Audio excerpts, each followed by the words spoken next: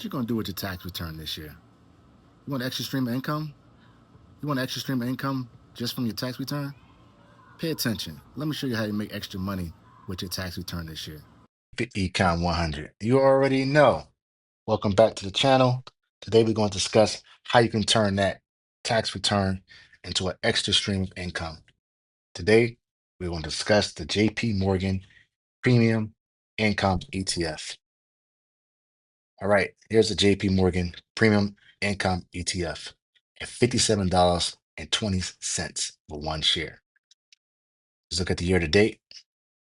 Year to date, you see that it's up. All right, let's look at the max. Has a big old dip here. What year was that? That was, all right, that was in April when everything went down. But as you can see, it's pretty steady, goes up over time. So it's not even where it was at before. Well, a little bit. Yeah, $58. Okay, so it's about $1 away from its all-time high this year. All right, so let's go to the calculator. You guys should be definitely going to this website, marketbeat.com, for your dividend calculator.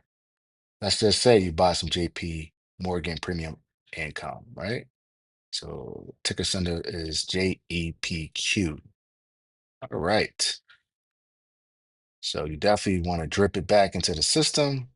Matter of fact, we're not even going to drip it. Yeah, we'll drip it back. We'll drip it back. Yes, we're going to drip it back. Drip it back, it means it's dividend reinvestment, right? So you're basically getting your dividends and your reinvestment into your stocks. So right now, let's start off with, let's say you get 2,500 back for your tax return. That's about 43 to 45 shares of the JEPQ stock. All right. Let's say you're going to put in $100 a month. $100 a month times 12 is 1,200. All right. The 15% tax rate, that's a normal tax rate for somebody who's getting dividends. All right. Everything else is pretty much standard, your initial annual dividend yield, and it's expected to get back 3% a year here for the shares. And then we're going to reinvest, let's just say 10 years for now. All right. So let's say you're age 50, and you want to retire at 60 or 62. Let's put 12 years. Calculate your dividends. So your ending balance is going to be $40,000. Total return in 12 years, 137%. All right. Annual return, 7%. Look at that dividend. Annual dividend income of 4,500. That's in 12 years. So with that, that's like what? I don't know, 400 and maybe $90 a month of dividends just from putting in your tax return this year, an extra $1,200. Let's go back. Let's say you don't have $1,200 a month. You don't have $100 extra a month. You just want to put in zero per year. But let's just say you leave it in for 25 years. All right. You're age 50, you're age 40, whatever, you leave in 25 years. Let's calculate that bad boy. Look at that. Without you even putting in extra money a year, no money, you just putting in your tax return right now, 2026, you bought 45 shares of JEPQ, you'll get back $5,430 per year in dividends just by putting in that 2,500 that you get back this year into a stock brokerage account, and just don't touch it for 25 years.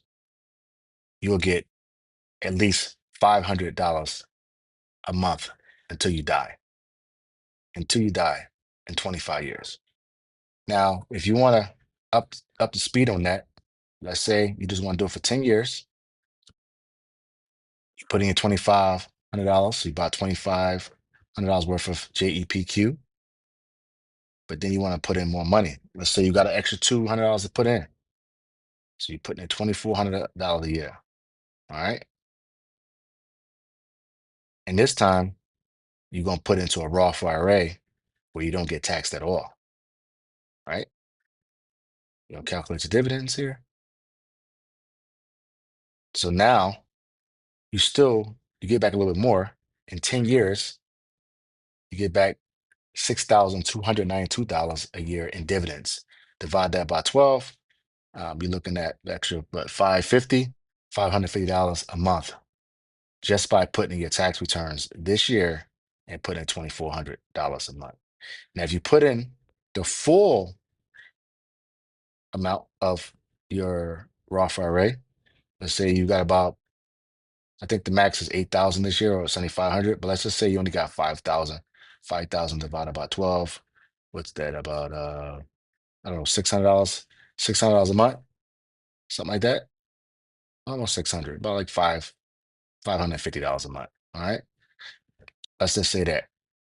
All right. Let's just say you got about extra $500 to put into a $500 a month, maybe 480 a month, 400, something like that. You put in, and then you're gonna put that in the Roth IRA. Your dividend tax rate is gonna be 15. It's a standard. You're gonna put in there for 12 years. Let's just say your age, let's just say you're age 50. Let's just say you're 50 and you want to retire in 15 years. So you'd be done at 65. Let's calculate dividends. Look at that. Look at that. You'll get back almost $2,000 a month just in dividends and never touch the principal of $200,000. This is how you can turn that tax return into an extra stream of income. If you do it right, if you do it right, just say 5 years into a into a taxable account. And let's just say you have at least, I don't know, you got about, yeah, you got 500. So you're putting in $6,000 a year, right? And every time you buy your tax return, every time you have your tax return, every single year from now until 5 years later, let's just say you're putting in, yeah, $6,000 a year.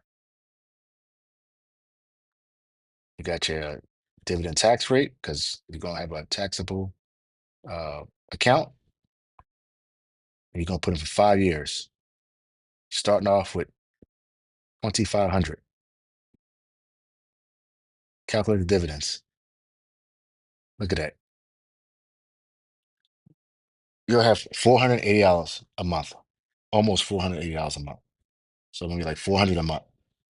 400 a month you'll be getting back just by putting your tax return and putting in $500 a month each year. Put your tax return. Oh, let's just leave it like that.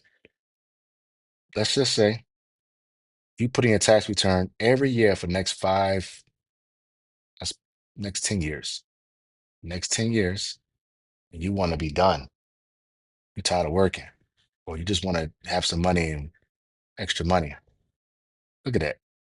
Each year you put in your tax return, you'll get back almost $500 a month. This is how you could take your tax return and get back some money. Extra stream of income. You could do the same thing with dividends. Let's just say,